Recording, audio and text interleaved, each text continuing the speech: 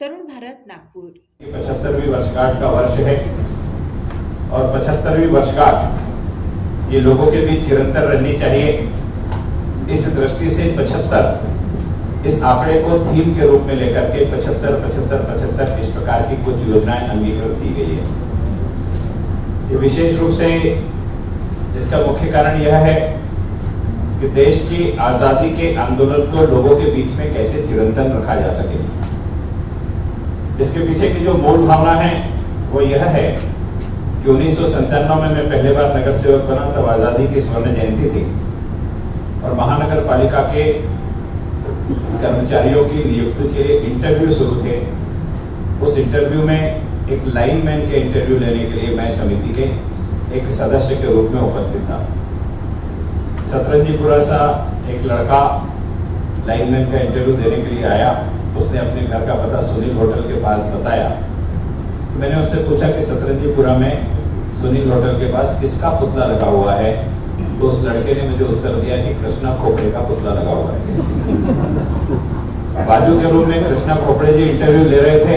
मैंने उनको बुला करके पूछा कि भाऊ आपका मुहूर्त मिल गया, जीते जी पुतला लगा दिया करके। भाऊ ने उसका पता पूछा। उसके बाद मैंने मेरे स्वभाव के अनुरूप उससे पूछा, अच्छा पुतला किसका ये मालूम नहीं, तो उस चौक का नाम क्या है। तो उसने बताया चौक का नाम सुभाष पुतला चौक है। जब उसने सुभाष पुतला चौक बताया तो मैंने पूछा पुतला किसका है, तो बोले सुभाष चंद्र बोस का है। मैंने उससे पूछा सुभाष चंद्र बोस कौन है, तो उसने बताया अंग्रेजों की सेना में सेनापति थे, बहुत सारी लड़ाई लड़े, उनको बहुत मेडल लगे, पुतले में सब लगे हुए। ये स्थिति हमारे नौजवान पीढ़ी की है। इसलिए आजादी 75 इस दृष्टि से भारत के स्वतंत्रता आंदोलन को लोगों के बीच में चिरंतन रखने की दृष्टि से कहीं ना कहीं इस प्रकार का नियोजन किया जाए कि आजादी 75 केवल एक उत्सव ना होकर के आजादी की बातें लोगों तक पहुंचे। इस दृष्टि से शहर के 75 चौकों का सौंदर्यीकरण, थीम बेस्ड सौंदर्यीकरण करने का निर्णय हमने लिया है। उसके अंतर्गत हम आजादी 75 के अंतर्गत यह कार्य करेंगे।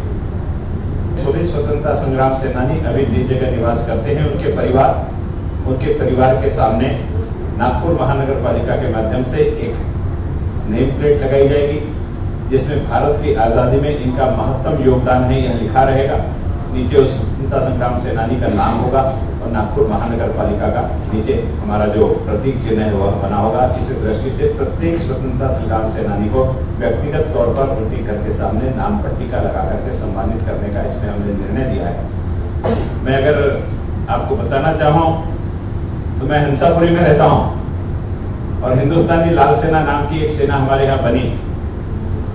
आजाद हिंद सेना के अलावा केवल एक ही स्वतंत्र सेना बनी थी जो हिंदुस्तानी लाल सेना थी और उस हिंदुस्तानी लाल सेना ने नागपुर के कलेक्ट्रेट पर 3 दिन कब्जा करके रखा था और देश की आजादी के आंदोलन में स्वातंत्र वीर सावरकर के बाद अकेले मगनलाल बागड़ी ऐसे हैं जिनको 2 बार यानी मृत्यु दंड की सजा हुई, उम्र कैद की सजा हुई, डबल। केवल 2 ही व्यक्ति है आजादी के आंदोलन में, एक मगनलाल जी बागड़ी, एक स्वतंत्र वीर सावरकर। लेकिन हंसापुरी वालों से भी आप मगनलाल बागड़ी जी के बारे में पूछोगे तो जानकारी नहीं मिलेगी। इस दृष्टि से यह नाम पट्टिका लगा करके उनके पुराने इतिहास को फिर से उजागर करना यह भूमिका इसमें महत्वपूर्ण है। एक वंदे मातरम उद्यान की संकल्पना है।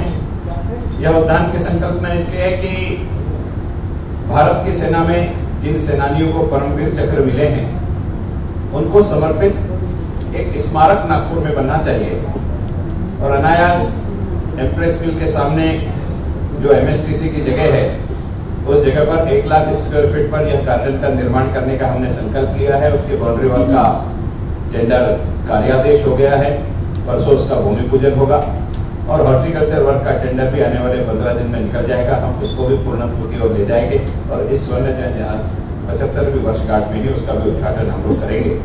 शहर के कुछ प्रमुख अखबारों ने ई वेस्ट के विषय को प्रमुखता के साथ में अखबारों में स्थान दिया और एक प्रश्न खड़ा किया कि देश के ई वेस्ट उत्पन्न करने वाले 10 बड़े शहरों में नागपुर का भी नाम है, लेकिन यहाँ इसका नियोजन नहीं है।